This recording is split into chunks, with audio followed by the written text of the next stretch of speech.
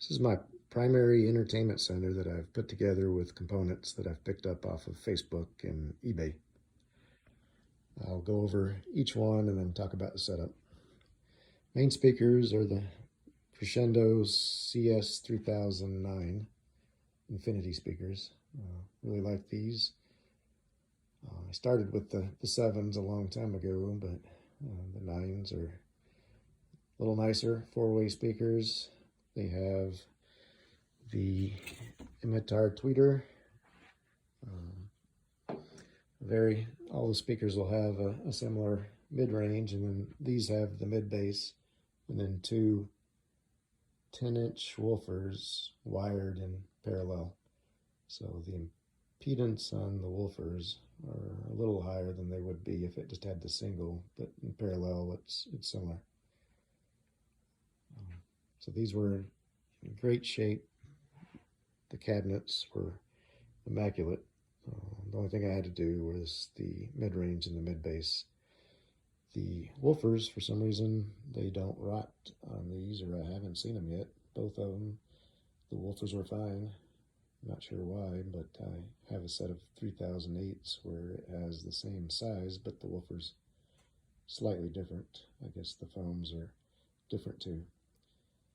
So we'll see what happens, but these I'm thinking are over 25 years old and no issues, and there's no signs that the foams on the woofers are bad. The next component, or the speakers that I have for this, are two 3006s, and they're wired off my amp center channel in parallel. I'll talk about the setup. Normally you wouldn't do this, but for the amp that I have and the setup that I have, it can handle it in this condition. There is a CS video speaker. I use that in the system too, but not for the front. I've tried it, and it's not bad. It's matched with the rest of the speakers. I have the Crescendo series, but it's just not quite big enough for me to handle the majority of the sound that would come through your center channel during a movie. So let me just show you real quick what they have. So I'll just take one of them off. These have the same emitter tweeter as the 9s and pretty much everything in the Crescendo series. Same mid-range, and these will have an 8-inch woofer. The 7s will have two of the 8-inch woofers, so if you went through the series, it's the 6 is the bottom line with the one 8-inch woofer. The 7s will have two 8-inch woofers, and then the 8 will have one 10-inch woofer, and the 9s will have the two 10-inch woofers. Just real quick, I got a spec sheet right here, you can see. So those are the details. A lot of the components are similar. The emitter tweeter is the same on each, and the mid range is the same, where the 8 and the 9s add the mid bass, and the size on the woofers is slightly different, and frequency response crossovers, you can see there, slightly different. I guess for the setup that I have, it has a what it calls I guess it's a front effect speaker. So I've had other speakers in this case, and I found the infinitesimal 4s. I didn't know they existed, but they have a very similar setup to the Crescendo series. So it's really nice. If I can get the grill off, but it does have the emitter tweeter, and then it has a slightly bigger, what it would be, I guess this is a two-way speaker, so it's kind of a shared mid-range bass component, but it has a very similar sound to the Crescendo, and it matches good. The effect speaker doesn't need as much power, so this is ideal. It has a ABS case, it's light, can be mounted easily on the wall, so perfect for this setup. All right, and then what we have is the rear speakers. So for the rear speakers on both sides, I have a pair of CS-3008s. See if I can get the, there you go. So you can see it's like the 9. It has the emitter tweeter, the mid-range, mid-bass, but just the one 10-inch woofer. And in that case, you can maybe see that I had to refoam all 3 of those cone drivers. So again, not sure why they had a different foam for the 3009 series than they did for the 8, but these did rot, and it's similar for both sides. All right, and then this system that I have for the amp that I use, it has a center rear, or I guess it's just a center rear speaker. So this is where I used the CS video. And you can kind of see here it has a Kappa emitter. I did change that out. I bought one to have as a backup, and I do have the original emitter labeled CS one, but they're identical. So I put the Kappa shielded one in this one, and keeping the other one in case I need it for any other speaker that I purchase if I need a spare. But the kind of the same thing. This is a two-way speaker. It has 2 kind of mid-range and bass shared cones, but you can kind of see how it's mirrored on each side with the port in the front. All of the other Crescendo speakers have porting, rear porting. So, I mean, I kind of wanted to go back to my center speaker here and kind of show that as I have the mirrored effect there too. In this case, there's 2 emitter tweeters next to each other, then it kind of fans out with the mid-range and then the bass. I like this setup. I know in some cases people will, or I guess I've read articles or seen some feedback where they talk about comb interference or comb, just interference in general, where if your same signals going through this component that's too close to each other, that you can either attenuate or amplify some of the signals. To me, it sounds good. Sounds really good compared to what it kind of sounded like with the CS video. It's just a much fuller sound, the 3-way speaker. You kind of expect that to get more depth, and I guess the human voice is in that range where you want the kind of not a shared speaker for that range. The 2-way just really does a better job at recreating the voice and the effect sounds from the front channel. All right, so let me pull this out.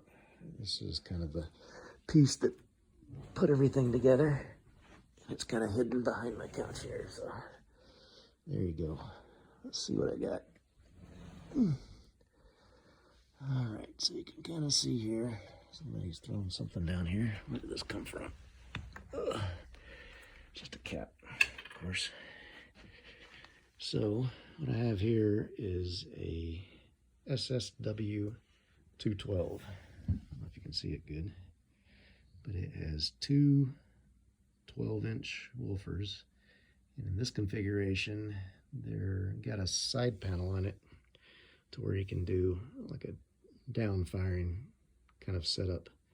Normally it's somewhat triangular and you'd see them where they're standing up, but in this case I found it came with the side panels, and it didn't have the grill, but this is, I don't know, some people refer to it as the holy grail of subwoofers, and I somewhat agree now. It's the piece that kind of put the system together for me. I never was happy with other subwoofers in the past. They really just were a little too boomy and didn't match well with these Crescendos.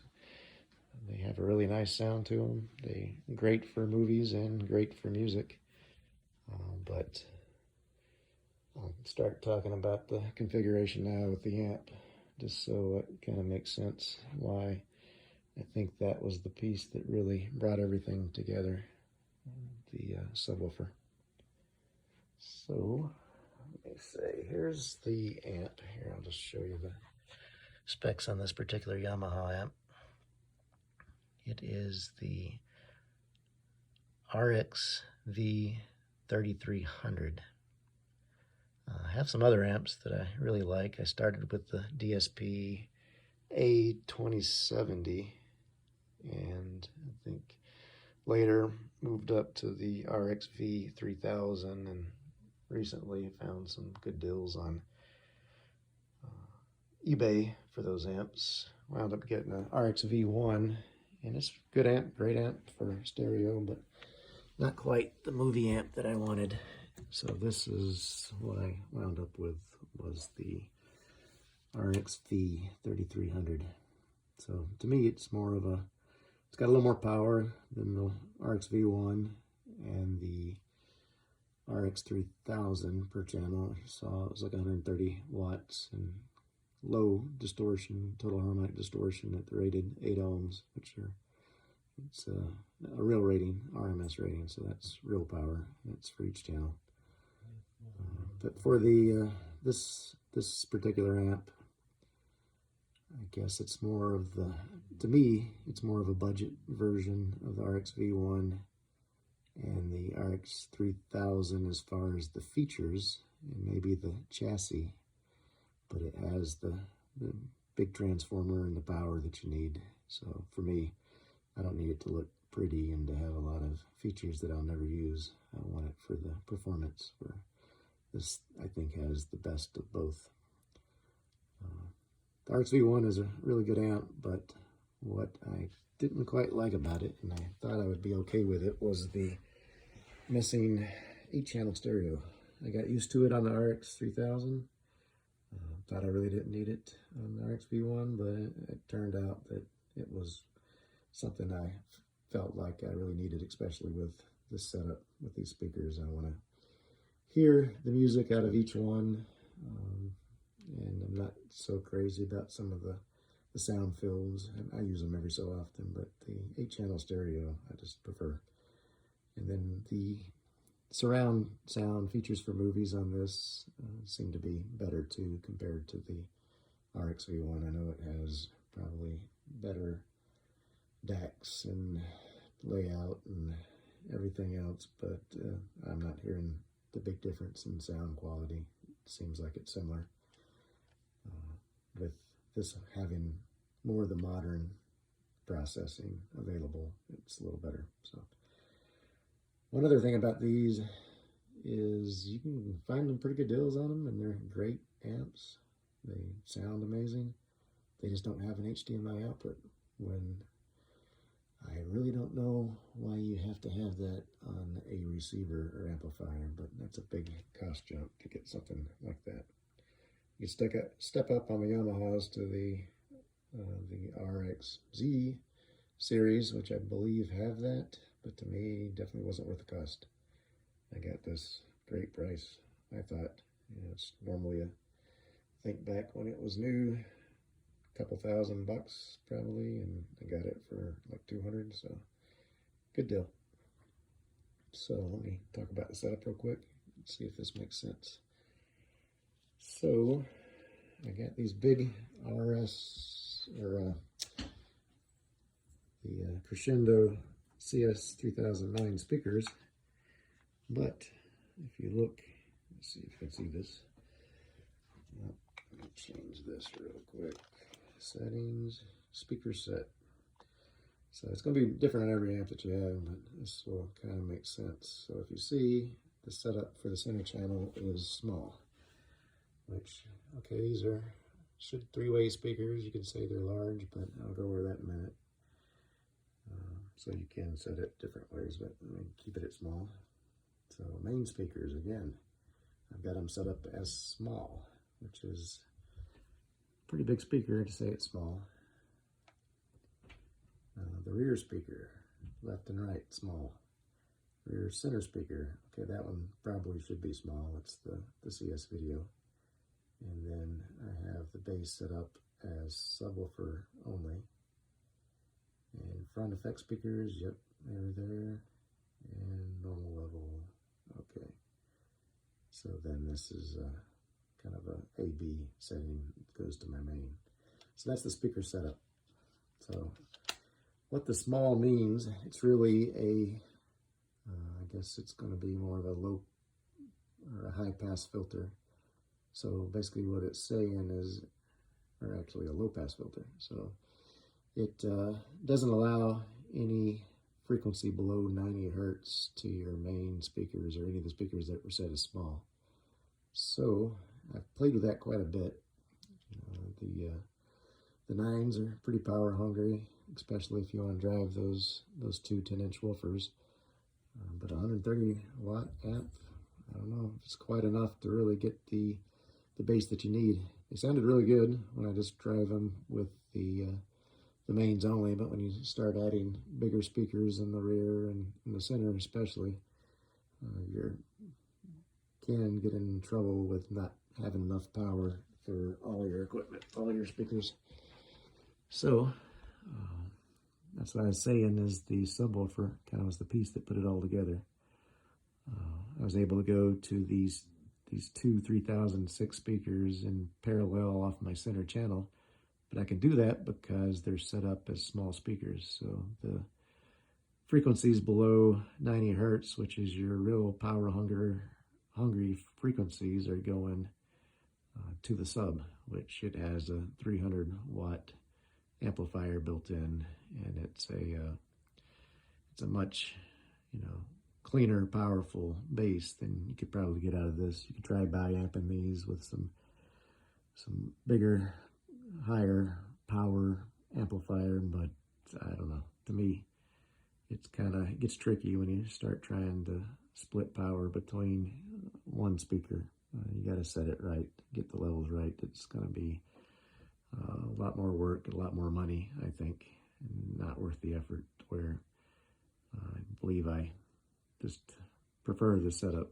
Again, I've tried it every different way, kind of throwing all frequencies to the main speakers and just using that. Kind of makes sense if you don't have a good subwoofer, but if you get a good subwoofer that you really like, has tight bass and big powerful bass, then why kind of limit your speakers by trying to send the majority of the bass to them and then have it go to your subwoofer too. You really don't need it. The 300 watt sub shakes the room with plenty of power to spare, and then there's no issues trying to drive any of these speakers in this configuration when you're just looking at the limiting or filtering out the 90 frequency, 90 hertz frequency. So I guess if you kind of went back and looked at the spec sheet, these are kind of the crossovers. It's 4-way, but the lower crossover for the woofers is at 200. So basically now I get 90 to 200 hertz frequencies sent to these two woofers, and that can handle that no problem. So you have a good separation for each component of the speaker. So the highs are handled by the tweeter. You've got the frequency range. I can't remember exactly what it is, but it's handled by the mid-range there. The mid-bass has its frequency range, and then the woofers have their dedicated frequencies. That's kind of why I like the 800s on the rear, is they have the same crossover as the 9s, so everything is matched up well. All right, I think that makes sense to me. It's I guess I wanted to say that a lot of people probably wondering why you have this shoved behind the couch and not out to where it's unrestricted, but I've tried it both ways, and I think I prefer, for both movies and music, to have that kind of thumping right behind me. It doesn't hurt my ears as much as far as the thunderous bass, but I can feel it as much as I can hear it, and I like that setup much better. All right, so hopefully that's makes sense. And again, I'm not an expert on this, but I have been trying to put the system together for some time, and I'm completely happy with it now.